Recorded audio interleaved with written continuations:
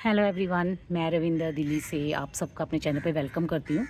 और आज की इस वीडियो में मैं अपने इस नींबू प्लांट के बारे में आपसे बात करूँगी। और पहले आप मेरा प्लांट देखिए, ये एक 12 इंच के पॉट में लगा हुआ और देखिए हाइट इसकी, अगर प्लांट की हाइट की बात करूँ तो सिर्फ 2 फीट है और इस पर इतने नींबू लगे हैं ना। ये देखिए छोटे छोटे नींबू, देख पा रहे हैं आप। ये देखिए, काउंट करने बैठूँ ना अगर तो 100 से भी ज़्यादा नींबू इस छोटे से प्लांट के ऊपर लगे हुए हैं। तो आज की वीडियो में मैं यही डिस्कस करूँगी कि मैंने ऐसी क्या केयर करी है इस प्लांट की जो इसके ऊपर इतने सारे फूल आए और उसके बाद वो फल में भी बदले। छोटे छोटे सिंपल केयर टिप्स बताऊँगी। वीडियो को एंड तक देखिएगा बिना स्किप किए, वीडियो काफ़ी इन्फॉर्मेटिव होने वाली है। और अगर पसंद आए तो इसे अपनी फैमिली एंड फ्रेंड्स के साथ शेयर भी कीजिएगा और लाइक भी कीजिएगा। और चलिए फिर वीडियो शुरू करते हैं। तो देखा आपने, इस छोटे से प्लांट के ऊपर 100 से ज़्यादा नींबू मेरे हिसाब से तो होंगे, वैसे मैंने काउंट नहीं किए हैं क्योंकि पूरा हर डाली जो है ना वो भरी हुई है, उसमें एक एक डाली पे 25-25 30-30 नींबू हैं। 100 से ज़्यादा ही होंगे। और अगर अब मैं आपको ये बताऊं कि इस प्लांट की जो एज है वो कितनी है, तो आप यकीन नहीं करेंगे, ये सिर्फ 6 मंथ का प्लांट है मेरा, 6 मंथ का। और ये जो है वो प्लांट मुझे गिफ्ट किया था मेरी एक प्यारी सी यूट्यूबर फ्रेंड ने, जिनका नाम है भावना। और वो भी एक अपना यूट्यूब चैनल चलाती हैं, भावना क्रिएटिव स्पेस के नाम से। उन्होंने मुझे ये कलम से तैयार करके दिया था, गोटी बांध के जो कलम तैयार करते हैं ना, प्लांट्स को ऊपर ही नए प्लांट को रेडी करते हैं, प्लांट के ऊपर ही गोटी बांध के। और जब उन्होंने मुझे भेजा था ना ये, तो मैंने उसकी वीडियो भी शेयर की थी कि मेरी सब्सक्राइबर और यूट्यूबर फ्रेंड ने मुझे आज ये कुछ प्लांट्स गिफ्ट किए हैं। तो उसमें ये आया था प्लांट, सिर्फ इसके साथ ये इतना 4 इंच की इसकी गोटी थी और 1 इंच जो ऐसे ना चौड़ाई थी गोटी, जिसके ऊपर पॉलीथीन लपेटा हुआ था और रूट्स थी अच्छी। और मेरे पास आया था, ये आया था मेरे पास 13 या 14 अगस्त के करीब 2025 में, 13 या 14 अगस्त 2025 के करीब आया था। फिर उसको, और मैंने ना उसे इसमें, ये देखिए 4 इंच का पॉट होगा, ऐसे जो वेस्ट वो होते हैं ना, वेस्ट अपने फूड कंटेनर, उसके अंदर रीपॉट कर दिया था। वीडियो मेरे चैनल पे अपलोड है, मैं उसका लिंक दे दूँगी, अगर आप चाहें तो देख सकते हैं। उसके बाद फिर वो मतलब अक्टूबर तक शायद इसी पॉट में रहा, ये 4 इंच के पॉट में। और इतना ऊपर तक भर गया था, नीचे से यहाँ से रूट्स दिखने लग गई थी और पानी देने की बिल्कुल जगह नहीं थी। फिर मैंने इसे अक्टूबर एंड में शायद, या फिर सितंबर में, मुझे याद नहीं है, क्योंकि अक्टूबर में मेरे हाथ में कुछ प्रॉब्लम हो गई थी और पूरा प्लास्टर बंधा रहा था काफ़ी टाइम तक, 1 महीना बिल्कुल रेस्ट पे था, हाथ में यूज़ नहीं कर पा रही थी, मेरा लेफ़्ट हैंड। तो मैंने किसी भी प्लांट की कोई रिपोर्टिंग नहीं की थी। तो अक्टूबर एंड में या फिर सितंबर में, वो मुझे क्लियरली याद नहीं है, मैंने इसकी रिपोर्टिंग की थी। और ये देखिए 12 इंच का गमला है जो मैंने इसे दिया, ठीक है। ये 12 इंच का ब्लैक नर्सरी पॉट है जिसमें मैंने इसे लगाया उसके बाद। और सॉइल मिक्स कैसे बनाती हूँ वो मैंने वीडियो में शेयर किया हुआ है बहुत बार, कि मैं अपने जो फ्रूट एंड वेजिटेबल प्लांट्स को कैसे जो है वो रीपॉट करती हूँ। और सारी डिटेल्स मेरे वीडियो चैनल्स पे ऑलरेडी अपलोड है। अच्छी सॉइल मिक्स बनाकर अपने किचन का, गार्डन का जो वेस्ट यूज़ करके मैंने इसे रीपॉट कर दिया।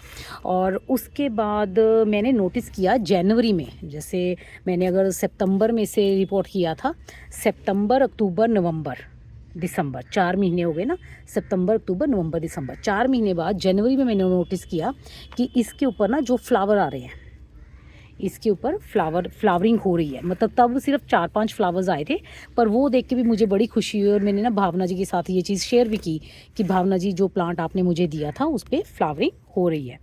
और उसके बाद मैंने फिर इसकी केयर करनी शुरू करी कि अगर फ्लावरिंग होनी स्टार्ट हो गई है तो इसका मतलब ये प्लांट इस बार मुझे इससे फ्रूट्स मिल सकते हैं। क्योंकि मुझे नहीं लग रहा था कि ये फ्रूट देगा, क्योंकि अभी प्लांट ही बहुत छोटा, आप देखो सिर्फ 3-4 महीने का तो था। पर फिर जब मैंने फ्रूट देख लिए तब मुझे पता लगा कि के ऊपर अगर मैं थोड़ी सी केयर करूं, ध्यान दूं, तो ये अच्छे से फ्रूटिंग मुझे दे सकता है। फिर उसके बाद मैंने सबसे पहला जो काम किया वो मैं अक्सर जैसे बताती हूँ कि अगर आपको बर्ड नज़र आ जाए ना कि फ्लावरिंग होने वाली है, तो सबसे पहला काम आपको क्या करना है, एक माइक्रो न्यूट्रिएंट का स्प्रे करना है। अपने प्लांट के ऊपर, ताकि जो फ्लावर्स हैं वो भर के खिलें और फ्रूट में कन्वर्ट हों। तो उसके लिए ना मैंने इसमें एक तो जो काम किया वो मैंने जो है वो स्प्रे किया माइक्रो न्यूट्रेंट का। माइक्रो न्यूट्रेंट में मैं यूज़ करती हूँ सीवीड। मैंने बहुत बार शेयर किया हुआ है कि मैं माइक्रो न्यूट्रेंट में सीवीड यूज़ करती हूँ सागरिका का। ये देखिए, ये सागरिका का सीवीड यूज़ करती हूँ मैं। ये इस टाइम ख़त्म हो गया है और अब मैं ले आई हूँ नया सीवीड बायोवीटा का। आप कोई भी यूज़ कर सकते हैं, बट एक आपको माइक्रो न्यूट्रिएंट का स्प्रे करना है जब आपको बर्डिंग नज़र आ जाए। जब फ्लावर खिल जाए तब नहीं, जब आपको बर्डिंग नज़र आए ना तब आपको एक माइक्रो न्यूट्रिएंट का स्प्रे करना है।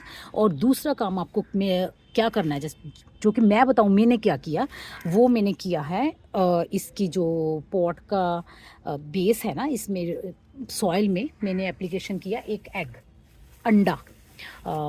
ये देखिए, ये मैं ऐसे अंडे रखती हूँ गार्डन में, लेके आई हूँ अभी फिर, क्योंकि मुझे अपने सारे फ्रूट्स और वेजिटेबल प्लांट्स में डालने हैं। एक ऐसे अंडा लीजिए और करना क्या है, ये मुझे आज देना ही है क्योंकि 15 दिन हो चुके हैं मैंने अंडा नहीं यूज़ किया, तो आज मुझे करना है। 1 मिनट पहले ना खुरपी लेके आती हूँ, फिर मैं आपको अंडा दे के बताती हूँ कि कैसे दिया था मैंने।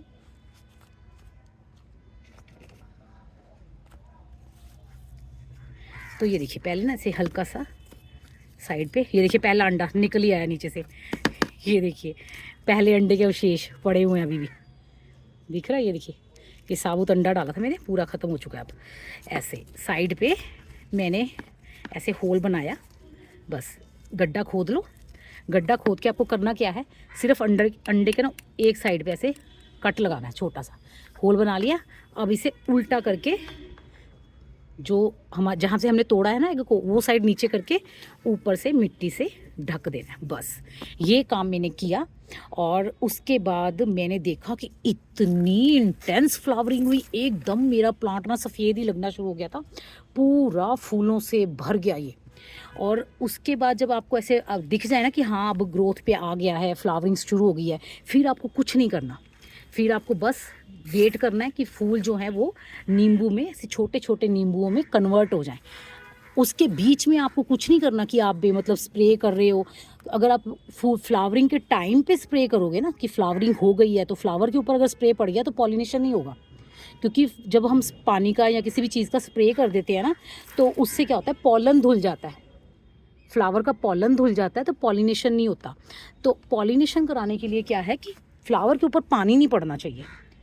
अगर आपको स्प्रे करना है तो आपको ध्यान रखना होगा कि आपका स्प्रे सिर्फ पत्तों पे गिरे। जैसे फ्लावर खिला हुआ है, ऐसे हाथ रख लीजिए ताकि फ्लावर पे ना पड़े, पत्तों पे स्प्रे कर दो, ऐसे बहुत ध्यान से करना होगा। बाकी बर्डिंग पे ही स्प्रे कर दीजिए ताकि जल्दी से फ्लावर खिल जाए। और एक अंडा लगा दीजिए। जैसे मैंने आज इस वीडियो में ना टोटल मैं ये शेयर करूँगी कि मैंने क्या क्या स्टेप फॉलो किए जिसका मुझे इतना अच्छा रिजल्ट मिला है। और ऐसे मैंने अंडा लगाया और उसके बाद मैंने देखा सारे फूल खिल गए। और पॉलिनेशन के लिए मैंने क्या किया था, मैंने इसे कहाँ रखा हुआ था वो दिखाती हूँ। यहाँ पड़ा होता है मेरा ये पॉट, फुल सन में रहता है। और साथ ही ये देखिए ये लगी हुई है एक, हमारे पंजाबियों में तो इसे अनाज वो कहते हैं, मरुआ तुलसी कहते हैं या क्या कहते हैं मुझे नहीं पता, बट इसकी इतनी स्ट्रॉन्ग फ्रेगरेंस होती है ना, मसलो पत्ता, तो बहुत ज़्यादा खुशबू आती है इसकी। और इसके ऊपर हनी बीज बहुत आती हैं। और साथ ही ना मेरे यहाँ पे लगा हुआ है करी पत्ते का भी प्लांट। करी पत्ता के भी जो भी ये फूल खिलते हैं ना, तो इनके ऊपर इतनी अच्छी जो हनी बीज है ना वो आती हैं इनका पॉलिनेशन करने के लिए, क्योंकि इनमें से ना खुशबू बहुत अच्छी होती है। आप भी अगर इस प्लांट के पास से निकलोगे ना तो आपको एक इतनी मोहक सी खुशबू आएगी ना इसके पास से। बस उस वजह से जो है मेरे प्लांट्स जो हैं वो ईजिली फ्लावर पॉलिनेट हो गए। ठीक है, तो फूलों को फल में बदलने के लिए पॉलिनेशन बहुत ज़रूरी है। फूल तो देखिए आ जाते हैं, उसके बाद अगर पॉलिनेशन नहीं हुआ ठीक से ये, तो आपके जो फूल है वो झड़ जाएंगे। क्योंकि मोस्टली क्वेश्चन आता है कि फूल बड़े झड़ जाते हैं नींबू के प्लांट पे, फूल तो बनते हैं पर नींबू में नहीं बदलते। तो उसके लिए आपको ये 2 चीज़ों का ध्यान रखना है। एक तो पॉलिनेटर्स ज़रूर आए आपके गार्डन में, दूसरा मतलब आपको फुल धूप में रखना है प्लांट को। अगर आपका प्लांट छाया में पड़ा हुआ है ना, तब भी जो है वो इसके ऊपर जो फ्लावर्स हैं वो ड्रॉप हो जाएंगे, फल में नहीं बदलेंगे। ये 2 बातों का आप ध्यान रखो कि पॉलिनेशन ठीक से हो, दूसरा प्लांट जो है वो आपका धूप में पड़ा हो। तीसरी बात हम ये कर लेते हैं पानी का, मतलब बहुत मैंने सुना है कि जब फ्लावरिंग आ जाए तो आपको पानी नहीं देना। बहुत बार मैंने देखा है कि लोग कह रहे होते हैं अगर टमाटर पे फूल आ जाए तो पानी मत दो, नींबू पे फूल आ जाए पानी मत दो। तो देखिए कोई भी प्लांट है ना, अगर उसके ऊपर फूल आया हुआ है और आपने उसका पानी रोक दिया ना, तो पानी रोकने का मतलब है पौधे को स्ट्रेस में भेजना। जैसे ही पौधा स्ट्रेस में जाएगा तो वो सर्वाइविंग मोड पे आ जाएगा। सर्वाइविंग मोड पे आते पौधा सारे फल फूल झाड़ देगा और अपने आप को बचाने में लग जाएगा कि भाड़ में जाए, फूल पौधे बाद में बना लेंगे फूल फल ना, पहले अपने आप को तो बचा लें। तो उस ऐसी कंडीशन में आपको प्लांट को नहीं डालना है कि वो सर्वाइविंग मोड में जाए। वो उसको आपको हमेशा एक्टिव मोड में रखना है, और एक्टिव मोड में रखने के लिए उसकी मिट्टी में नमी बना के रखनी है। जैसे ये देखिए मेरी मिट्टी इस टाइम नम है ना, सूखी नहीं है ना बिल्कुल भी। हमेशा ऐसे इतनी मिट्टी में नमी बना के रखनी है। जब जैसे आपको दिखे ना कि ऊपर की 1 इंच मिट्टी सूख गई है, आपको सॉइल में पानी डाल देना है। ये नहीं देखना कि फूल खिले हुए हैं तो भी पानी मत डालूं, फल बन गए हैं तो भी पानी मत डालूं ना। किसी भी फल को फूल में बदलने के लिए और फूल को फल में बदलने के लिए और फल को बड़ा होने के लिए, फ्लावर इस पे टिका रहने के लिए पानी बहुत अहम होता है। तो पानी आपको बिल्कुल नहीं बंद करना है पौधे का, ठीक है। मैं तो नहीं करती हूँ। देखिए मेरी मिट्टी इस टाइम भी मॉइस्ट है। उसके बाद अब जैसे देखिए हमने सारी केयर कर ली, ठीक है, पानी का भी ध्यान रख लिया। अब जैसे हमारे ये छोटे छोटे नींबू जो है वो सेट हो चुके हैं। अब सबसे इम्पॉर्टेंट काम आता है, क्योंकि हम नहीं चाहते ये हमारे छोटे छोटे नींबू प्लांट झाड़ दे, है ना, इनको ड्रॉप कर दे और फिर दोबारा किसी तरह के स्ट्रेस में जाए और हमें नींबू ना मिले। अब हमें नींबू मिले, ये जितने भी नींबू लगे हैं ये बड़े हों, तो उसके लिए क्या करना है, हमें जो है वो इसमें रेगुलरली फर्टिलाइज़र का ध्यान रखना है। सबसे जो मेन फर्टिलाइज़र होता है ना इस टाइम, वो देना होता है पोटाश वाला फर्टिलाइज़र। पोटाश और फास्फोरस और कैल्शियम, ये तो आप देते रहें जब तक आप नींबू से हार्वेस्टिंग ना ले लें। और बाकी मैंने जैसे केयर की इसकी, एक तो मैंने आपको बताया कि मैंने इसमें जैसे मिक्स, पहले सॉयल मिक्स अच्छा बनाया, उसके बाद मैंने इसमें जो देखा कि बर्डिंग हो रही है तो मैंने इसको माइक्रो न्यूट्रिएंट का स्प्रे दिया। और जब माइक्रो न्यूट्रिएंट का स्प्रे देके फ्लावर्स खिल गए एकदम से, फिर मैंने इसको कि फ्लावर्स जो है वो ड्रॉप ना हो, पौधे में ताकत रहे, मैंने इसको दिया एक तो ये अंडे वाला जो मैंने इसकी रूट में अंडा दबाया वो, और एक मैंने दिया इसको mix fertiliser, solid mix fertiliser. वो मैं बना के रखती हूँ, उसकी वीडियो भी मेरे चैनल पे अपलोड है कि मैं जो सॉलिड मिक्स फर्टिलाइज़र है वो कैसे बनाती हूँ, है ना। उसमें सब कुछ होता है, iron, calcium, magnesium, zinc, potash और फास्फोरस, उसमें भी सारा कुछ मिलाती हूँ। सब तरह की चीज़ें मिला के वो फर्टिलाइज़र बना के रख लेती हूँ। नीम खली, बोन मील सब कुछ डला होता है उसमें। और महीने में एक या 2 बार, मतलब 15 से 20 दिन में ना एक बार ऐसे गड्ढा बना के 1 मुट्ठी इधर और 1 मुट्ठी उधर, प्लांट के दोनों साइड पे मैं 1-1 मुट्ठी फर्टिलाइज़र डालती हूँ सॉलिड वाला। और उसके बाद मैं क्या करती हूँ कि हर 10 से 15 दिन में ना एक लिक्विड फर्टिलाइज़र भी देती हूँ अपने प्लांट्स को। लिक्विड फर्टिलाइज़र में आप सरसों की खली का दे सकते हो, फल और सब्जियों के जो छिलके भी होते हैं उनका दे सकते हो। और जो मैं मिक्स फर्टिलाइज़र बनाती हूँ वो मैंने बड़ी बार शेयर किया हुआ है। मैं आयरन भी डालती हूँ उसमें, कैल्शियम भी डालती हूँ, मैग्नीशियम भी डालती हूँ, मतलब क्या नाम है, एप्सम सॉल्ट, और वो सब कुछ डाल के उसका एक मिक्स फर्टिलाइज़र बनाती हूँ। 100 ml के करीब मैं हर प्लांट में डालती हूँ। वो मैं अपने सभी प्लांट्स के साथ करती हूँ रेगुलरली। और इस टाइम भी मैंने सरसों की खली भिगो रखी है, वो भी डालूंगी। अब चलते हैं, जैसे अब ये फ्रूट सेट हो चुका है, इसका साइज़ बढ़े, टेस्ट अच्छा है, तो उसके लिए क्या करना है, देखिए मैंने अंडा तो दबा दिया ना अभी। और अब मैं अब 10 दिन बाद, क्योंकि मैंने ना ऑलरेडी इसमें जो फर्टिलाइज़र है ना वो दिया हुआ है 10 दिन पहले, तो अभी मुझे नहीं देना है। अब मैं अंडा डाल दिया ना, अब इसके 10 दिन के बाद जो मिक्स खाद मैं बना के रखती हूँ ना, मैं वो मिक्स वाली खाद दूंगी इसकी, ऐसे ही चारों तरफ से गुड़ाई करके उसकी रूट्स के अंदर। और एक काम आपको और करना है कि इसको ना चूना भी देना है। चूना, जो खाने वाला चूना होता है ना, पान वाले की दुकान पे मिल जाता है, वो कैसे देना है वो बताती हूँ, क्योंकि मुझे देना ही है इसमें, अभी मैंने दिया नहीं है तो वो मैं आपको देकर बताती हूँ। चूने के लिए आपको क्या करना है, ऐसे एक गिलास में पानी लेना है, ये आधा लीटर के 300 ml के करीब पानी है, बड़ा गिलास है। उसमें आपको ऐसे ये खाने वाला चूना, देखिए मैं लेके रखती हूँ पंसारी की दुकान से ना, 10 रुपये का पैकेट आता है ये। और लेना कितना है वो मैं दिखा देती हूँ आपको। बहुत ही बढ़िया जो है इसके रिज़ल्ट मिलते हैं। ये देखिए इतना सा, बस ये इतना सा आपको, 1 मिनट, ये ना क्लियरली दिख नहीं पा रहा क्योंकि स्पून भी वाइट है और पता नहीं मैं दिखा पाऊँगी कि नहीं कि कितना लेना है। थोड़ा सा किसी ना डार्क सरफेस पे रख के दिखाती हूँ, 1 मिनट। ये देखिए, जितना एक मटर का दाना होता है ना, ये देखिए इसको जोड़ दीजिए, जितना एक मटर का दाना होता है ना, हरे मटर का दाना, बस उतना उतना चूना लेना है आपको। और इसको ऐसे मसल के ना अच्छी तरह से पानी में घोल देना है।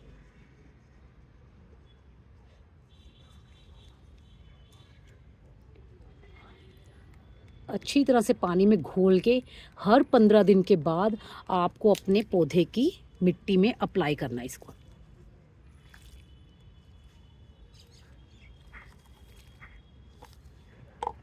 ठीक है, पौधे की मिट्टी में आपको हर 15 दिन के बाद चूने का मटर जितना दाना लेना है, बस ज़्यादा नहीं लेना, तो आपके नींबू के प्लांट में बहुत अच्छी ग्रोथ होगी।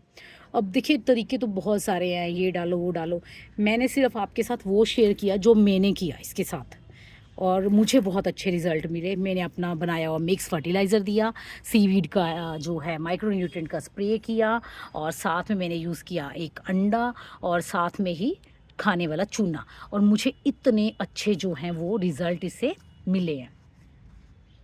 अब टाइम टू टाइम जो है मैं इसका ध्यान रखूँगी, इसको दूंगी फास्फोरस वाला और पोटाशियम वाला फर्टिलाइज़र। पोटाशियम में जैसे मैंने तो देखिए ऑर्गेनिक पोटाश मंगवा रखा है, उसका 1 चम्मच, यही वाला 1 चम्मच ना, ये वाला 1 चम्मच भर के मैं इसके ऐसे रिम के आसपास डाल दूंगी पोट के। और अगर आपके पास ऐसे पोटाश नहीं है ना, तो आप केले के छिलके यूज़ कर सकते हो। आलू और केले के छिलके जो होते हैं ना, वो भी पोटाशियम रिच होते हैं बिल्कुल। उन केलों के छिलकों को आप छोटा छोटा काट के इसकी मिट्टी में दबा सकते हैं, जैसे मैंने अंडे को दबाया है, और आलू के छिलकों को भी दबा सकते हैं, या फिर आप उनको भिगो दीजिए पानी में, और ऐसे पानी को फिर ड्रेन मतलब पानी से उनको निकाल दीजिए केले के छिलकों को, और उस पानी में आधा सिंपल पानी प्लेन वाटर मिला के आप अपने पौधे के गमले में डालिए। उससे क्या होगा, ये जो छोटे छोटे फल है ना, पौधा इनको झाड़ेगा नहीं, और ये फल जो हैं वो नींबू में बदल जाएंगे, बड़े बड़े साइज़ के अच्छे और एकदम जूसी जूसी नींबू हमको मिलेंगे। तो अच्छा हाँ, एक बात मैं आपको बता दूं कि नींबू के प्लांट को ना आपको कभी भी शेड में नहीं रखना है, धूप में ही रखना है। कि आप सोचो कि बहुत तेज़ धूप होगी है, हम इसको अंदर रख दे, तो नहीं, जितना आप धूप में रखोगे फलदार पौधों को, उतनी ही अच्छी उनसे फ्रूटिंग ले सकते हो आप। जितने भी फल और सब्जियों के पौधे होते हैं ना, उनको धूप पसंद होती है। हाँ, ठंड की सब्जियों को अगर आप गर्मी में ग्रो कर रहे हो, जैसे पालक हो गया, टमाटर हो गया, तो उनको आप धूप में नहीं रख सकते, पर बाकी सब्जियों के पौधों को आपको धूप में ही रखना है। तो बस फिर आज की वीडियो में इतना ही। उम्मीद करती हूँ आपको ये अच्छी लगी होगी, जिसमें मैंने बताया है कि मैंने अपने इस प्यारे से 6 महीने के छोटे से नींबू के प्लांट से इतनी सारी फ्रूटिंग कैसे ली है।